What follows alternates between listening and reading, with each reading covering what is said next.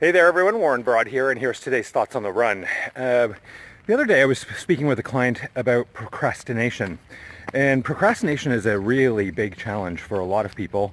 And it also, we see increases in procrastination in depressive or in anxious episodes.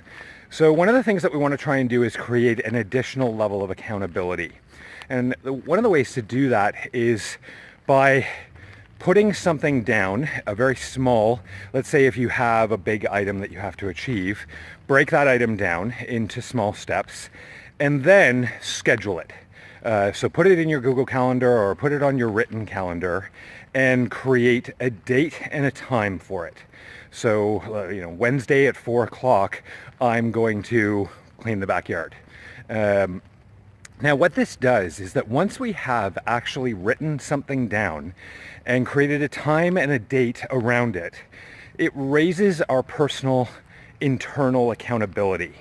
See, when we don't have a time or a date, it's just sort of out there in the ether, and it isn't a big deal if we procrastinate, and it isn't a big deal if we postpone.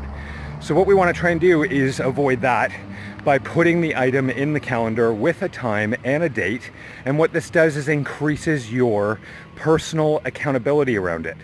Then it's much harder to actually procrastinate or to not do it because your mind has a certain level of accountability around it now. So remember to keep this small. If it's a large task, break it down into smaller tasks and then schedule out each task. What this does is it doesn't create a lot of resistance because you've made it small and you have a time and a date around it. And in that, your accountability goes up and we're far less inclined to procrastinate and we're much more inclined to actually get it done so that we don't increase our sense of guilt or our sense of internal frustration. So give that a try and have a great day.